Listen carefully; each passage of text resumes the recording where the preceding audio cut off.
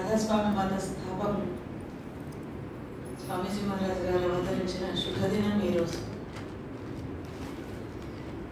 వారు లేక ముందు సత్సంగము లిమిటెడ్గా అయింది. స్వామీజీ మహారాజ్ వచ్చిన తర్వాత సత్సంగము సత్సంగం ప్రారంభమైంది. ప్రారంభంలో స్వామీజీ మహారాజ్ గారు కూడా సత్సంగము సాధన మాత్రమే చేయించేవారు.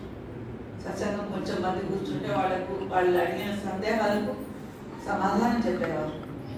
తర్వాత కాలంలో హుజూర్ మహారాజ్ 1860 సోమవారం నాడు, విచిత్రం ఏంటంటే ఇవాళ సోమవారం నాడే స్వామీజీ మహారాజ్ అవతరణ జరిగింది. 1818 ఆగస్టు 24, ఇవాళ 26 సోమవారం అంతే. అయితే హుజూర్ మహారాజు 1861లో మహారాజు ప్రార్థన చేసినాడు. హుజూర్ అందరి కోసం సత్సంగం ప్రారంభం చేయండి అంటే వసంత పంచమి రోజు సత్సంగం మొదలుపెట్టాడు. అంతకంటే ముందు కొంచెం సత్సంగం చెప్పేవారు. ఈ మహారాజుగా 6 భాషలు వస్తాయి. తర్వాత ఇంట్లో మొదటి నుంచి కూడా నాన్నకు స్మరణ జరిగేది. దిల్వారీ సింగ్ వాళ్ళ నాన్నగారు, నాన్నకు రౌరస్ జపజీ, ఇవన్నీ జరిగేది ఆ ఇంట్లో. కానీ స్వామీజీ మహారాజ్ 6 ఏళ్ల వయస్సు నుంచి ఆయన సాధన చేయించడం మొదలుపెట్టారు. తాను సాధన చేసేవాడు, వాళ్ళ ఇంట్లో వాళ్ళకు కూడా బోధించేవాడు.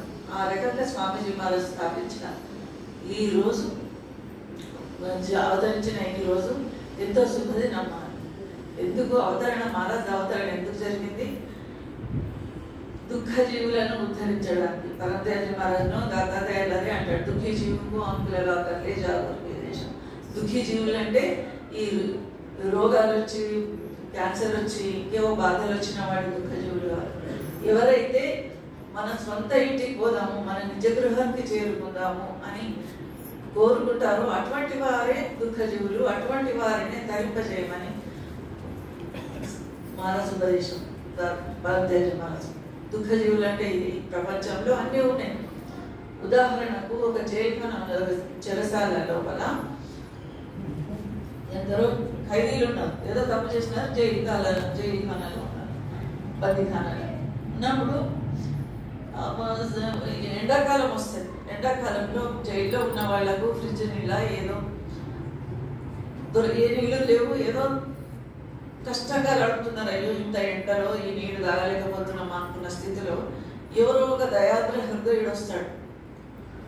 వచ్చి ఏం చేస్తాడు, అయ్యో పాపం వీళ్ళంతా దయదలుస్తాడు. దయదలిచి అందరికీ చల్లటి నీళ్ళు, ఐస్ గడ్డ తెప్పించి నీళ్ళని వేయించి అందరికీ చల్లటి నీళ్ళు సప్లై చేస్తారు.